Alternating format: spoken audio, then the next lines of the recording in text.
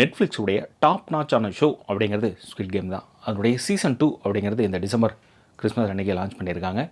அதனுடைய மொத்தம் 7 எபிசோடு இருக்குது. நம்ம ஒரு 3 எபிசோடு பார்த்துட்டோம். அந்த 3 எபிசோடு எப்படி இருக்குது அப்படிங்கிறதா இன்றைக்கி இந்த ரிவ்யூவில் நீங்கள் பார்க்க போகிறீங்க. சீசன் 2 உடைய episode 1 bread and lottery. So hero ஒரு ஏர்போர்ட்டில் என்ட்ரி காட்டுறாங்க. இந்த ஃப்ளைட்டை நீ வந்து இப்போ ஏறணும் அப்படின்னு ஒரு கட்டளை ஒன்று வருது ஃபோன் காலில். அதை ஏற்க மறுத்துட்டு கிளம்பி டாக்ஸி பிடிச்சிட்டு போகிறாரு. இவருடைய ஃபோன் கால் ஆனது துரத்திக்கிட்டே இருக்காங்க. நான் சொல்கிறத செய், இல்லை நீ பின்விளைவை நீ எதிர்பார்ப்ப அப்படிங்கிறாங்க. அதை மதிக்காமல் போகிறாரு. போயிட்டு ஒரு பாத்ரூமில் வந்து ஆள் ஒரு விஷயத்தை ஒன்று பண்ணுறாப்புல பண்ணிவிட்டு இனிமேல் நம்மளை அவனை ஃபாலோ பண்ண மாட்டானுங்க அப்படிங்கிறது உறுதிப்படுத்துகிறாரு. ஒரு டீம் ஒன்று ஃபார்ம் பண்ணுறாரு. போன சீசனில் வந்து ஒரு 4.5 பில்லியன் சம்பாரிச்சார் இல்லையா, அந்த காசை எல்லாத்தையுமே வந்து அந்த கேம் எவன் நடத்துகிறானோ அவனை பிடிச்சி அந்த கேமை ஸ்டாப் பண்ணணும், இல்லை அவனை முடிச்சுடணும் அப்படிங்கிறத இவரோட ஐடியா. அதுக்காகவே வந்து லோக்கலில் வந்து பாய்ஸ் எல்லாத்தையும் செட் பண்ணி லைஃப் டைம் செட்டில்மெண்ட் அப்படிங்கிற மாதிரி ஒரு தொகையை அறிவிக்கிறாரு. ஒவ்வொரு மெட்ரோ ஸ்டேஷன்லேயும் போங்க, அங்கே போனீங்கன்னா ப்ளூ கார்டு ரெட் கார்டு வச்சுக்கிட்டு கீழே அடித்து விளையாடுவான். அவன் வந்து வின் பண்ணால் காசு கொடுப்பான். கையில் சூட் கேஸ் வச்சுருப்பான், நல்ல டாலாக இருப்பான், கோட் ஷூட் போட்டிருப்பான். இவனை பிடிச்சின்னா சொல்லு, நான் அவனை வந்து பேசிக்கிறேன் அப்படிங்கிறதான். எல்லோரும் கிட்டத்தட்ட 1 வருஷம் இல்லை 2 வருஷமாக எல்லா ரயில்வே ஸ்டேஷன்லையும் தேடுறானுங்க. கடைசியாக கண்டுபிடிச்சிடறானுங்க. ஒரு ஸ்டேஷனில் ப்ளே ஒன்று விளையாண்டுட்டு இருப்பான். அப்படியே கட் பண்ணால் வந்து போன சீசனில் வந்து பிரதரை தேடிட்டு ஒரு போலீஸ்காரன் அந்த கேமுக்குள்ளார உள்ளே வந்திருப்பான், பிங்க் கலர் ட்ரெஸ் போட்டுட்டு. அவன் அந்த பிளாக் மாஸ்க் வந்து சுட்டு அந்த தீவுலேருந்து தண்ணிக்குள்ளார தள்ளி இருந்திருப்பான்.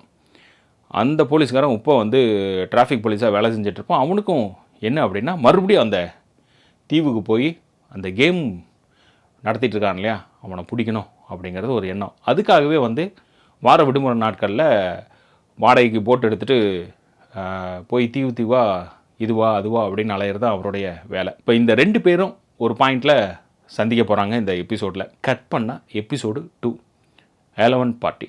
இந்த பார்ட்டியில் என்ன ஆகும் அப்படின்னா, போலீஸும் ஹீரோவும் 2 பேரும் ஒன்று சேர்ந்துருவாங்க. சேர்ந்துட்டு இப்போ வந்து இந்த கேமை நடத்துகிறவன் அவனை 2 பேருமே சேர்ந்து பிடிப்போம் அப்படிங்கிறாங்க. ஹீரோ கையில் கிட்டத்தட்ட ஒரு ஏகப்பட்ட வெப்பன்ஸ் இருக்கக்கூடிய ஒரு குடோனை வச்சுருக்காப்புல. டெய்லி வந்து ஷூட்டிங் கேமரா வச்சு இல்லை, கன்னை வச்சு ஷூட் பண்ணுற ப்ராக்டிஸ் பண்ணிக்கலாம் அப்படிங்கிற லெவலுக்கு டீம் ஒன்று செட் பண்ணுவாப்புல. செட் பண்ணிவிட்டு அதே மாதிரி அந்த ஆல்வன் பார்ட்டிக்குள்ளார போகிறாரு. இவரை தொடர்ந்து இவர் கூட டீம் எல்லாமே வந்து இவரை ஃபாலோ பண்ணிகிட்ருக்காங்க. இவரோட வாய்க்குள்ளே பல்லில் ஒரு சிப் ஒன்று வச்சுருப்பார் ஹீரோ. அதை ட்ராக் பண்ணி எல்லோரும் மூவ் பண்ணுவாங்க. ஹீரோவை பல்காக அந்த கேம் டீம் தூக்கிட்டு காரில் போயிட்டு இருக்கிறப்ப பின்னாடி இவங்களாம் ஃபாலோ பண்ணிட்டு வருவானுங்க. இவங்களை அங்கே இருந்து ஷூட் பண்ணி அப்படியே ஆஃப் பண்ணி விட்டுருவாங்க. எபிசோடு 3001.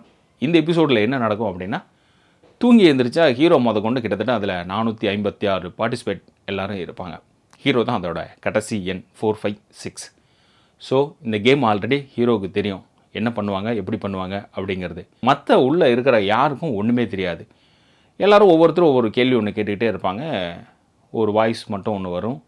எல்லாருமே கடன்காரனுங்க, கடனுக்கு பயந்துக்கிட்டு நீங்கள் வந்து மூஞ்ச மறைச்சிக்கிட்டு வாழ்ந்துட்டுருக்கிறீங்க, காசுக்காக தான் இங்கே வந்திருக்கிறீங்க, நான் சொல்கிறத மட்டும் நீங்கள் செய்யுங்க, வேண்டான்னா முடியாதுன்னு சொல்லிவிட்டு நீங்கள் கேமில் பார்ட்டிசிபேட் பண்ண வேண்டாம், இருக்கிற பணத்தை வாங்கிட்டு நீங்கள் கிளம்பலாம் அப்படிங்கிறதான் சொல்லுவானுங்க. எந்த நேரத்தில் வேணாலும் நீங்கள் கேமை நிறுத்திக்கலாம் அப்படிங்கிறது ரூல்ஸ் அண்ட் ரெகுலேஷன்.